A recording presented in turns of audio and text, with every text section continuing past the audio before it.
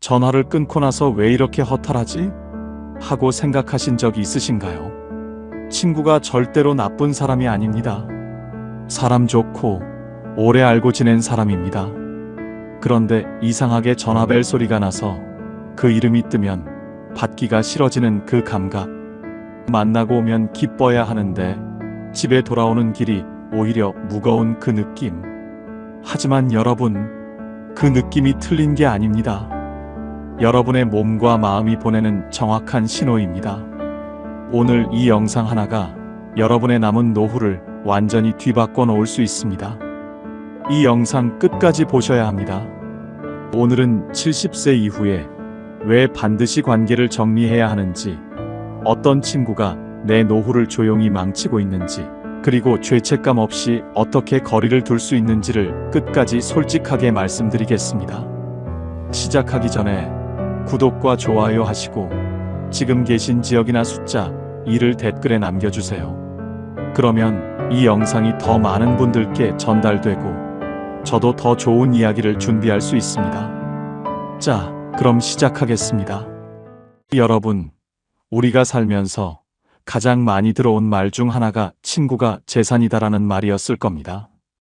친구가 많을수록 행복하다고, 외롭지 않으려면 사람을 많이 사귀어야 한다고 어릴 때부터 그렇게 배워왔죠. 그런데 오늘 저는 그 말에 조심스럽게 이의를 제기하려 합니다. 친구가 나쁘다는 게 아닙니다. 관계 자체가 잘못됐다는 것도 아닙니다. 다만 노년에는 관계를 맺는 방식이 달라져야 한다는 겁니다. 근본적으로 철저하게 달라져야 합니다.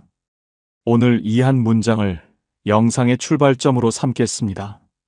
노년에는 관계가 기쁨이 아니라 체력입니다.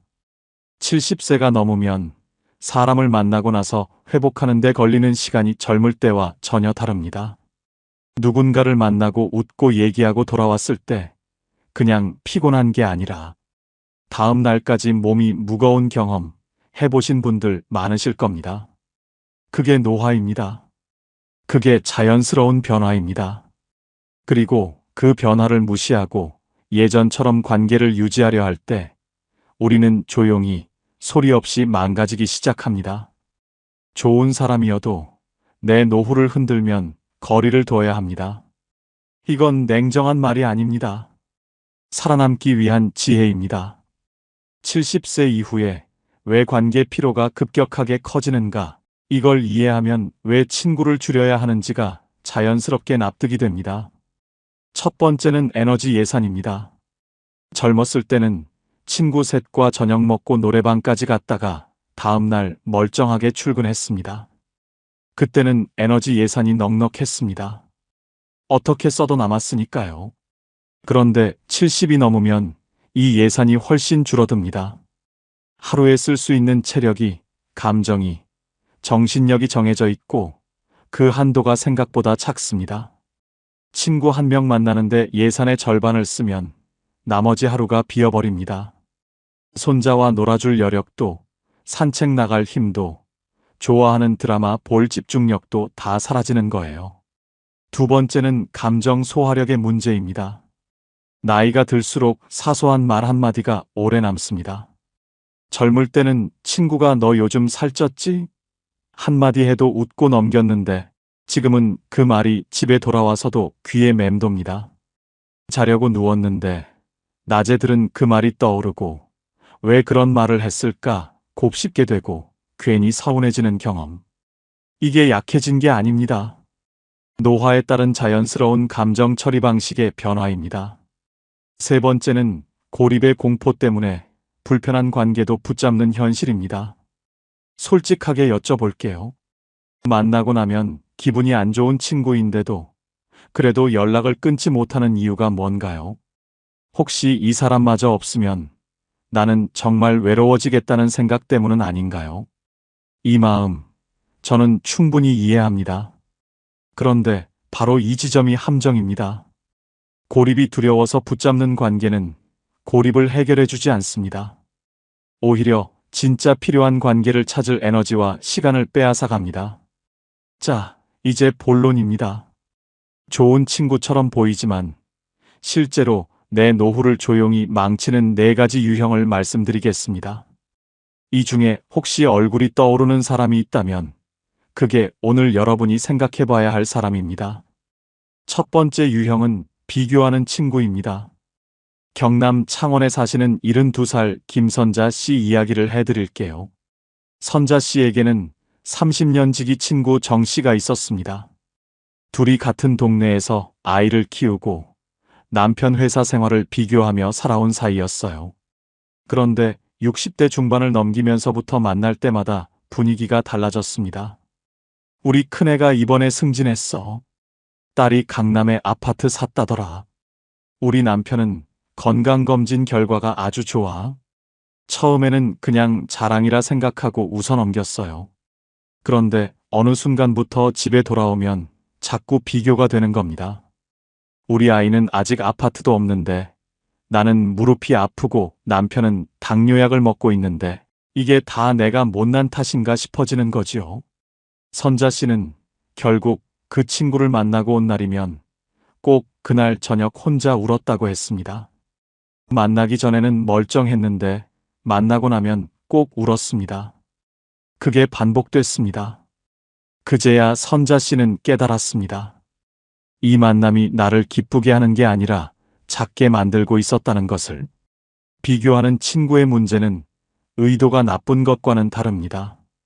정 씨는 자랑이 아니라 그냥 사는 얘기를 했을 수도 있어요. 그런데 결과는 달라지지 않습니다. 내 마음속에 비교심을 심고 감사했던 내 일상이 초라해 보이게 만드는 구조. 노년의 자존감은 젊을 때처럼 빠르게 회복되지 않습니다. 한번 무너지기 시작하면 삶의 의욕까지 함께 꺼져버릴 수 있습니다. 다산 정약용 선생은 강진 유배지에서 이런 말을 남겼습니다.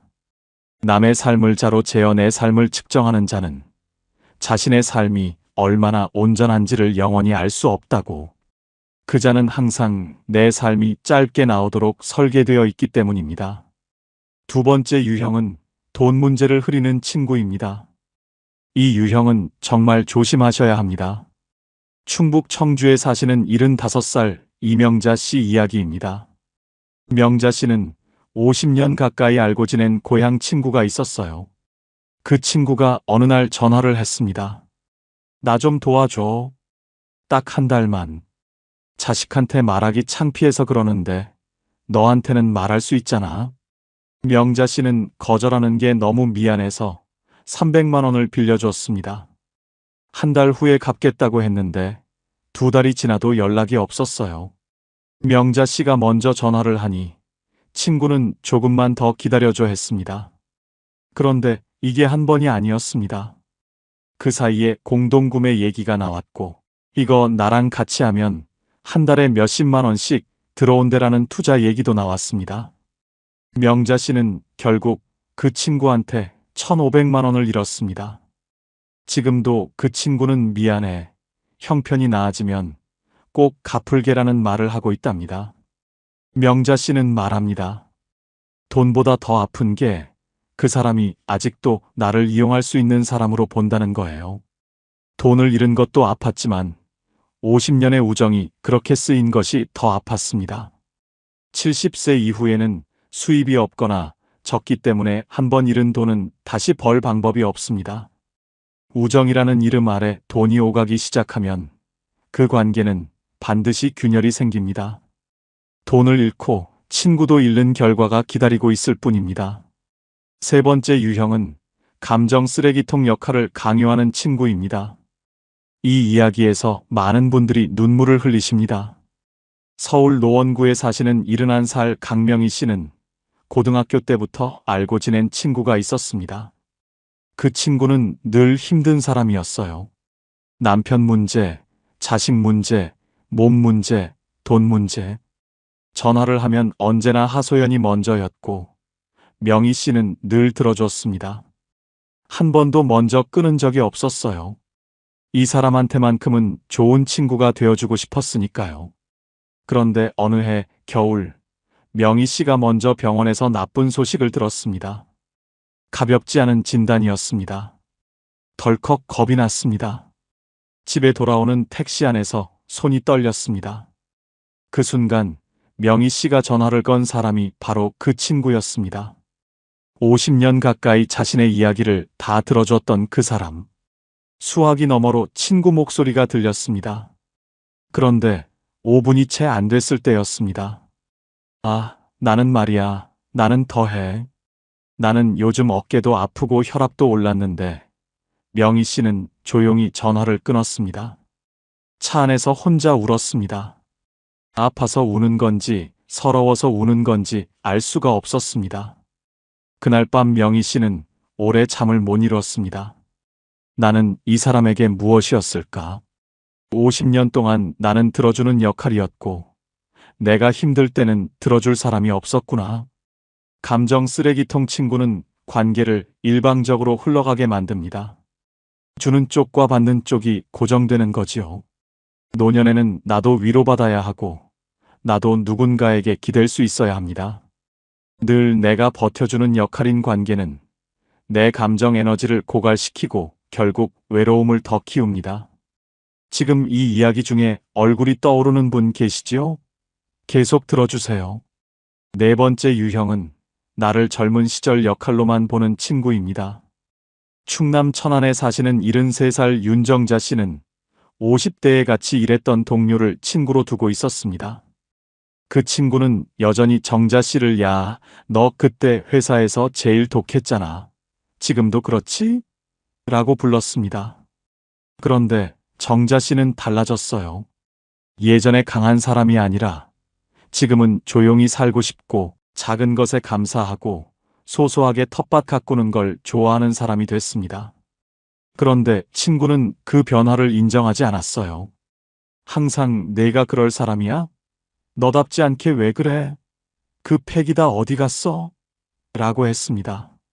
처음에는 웃어 넘겼지만 계속되자 정자 씨는 그 친구 앞에서 자기 자신을 잃어가는 느낌이 들었습니다. 이상하게 그 친구를 만나고 나면 텃밭에 앉아있는 내가 초라해 보이는 겁니다. 아무것도 안 하는 사람처럼 느껴지는 겁니다.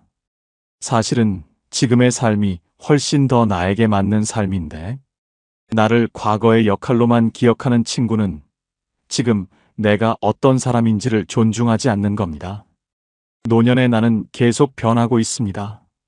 그 변화를 받아들이는 사람이 진짜 친구입니다.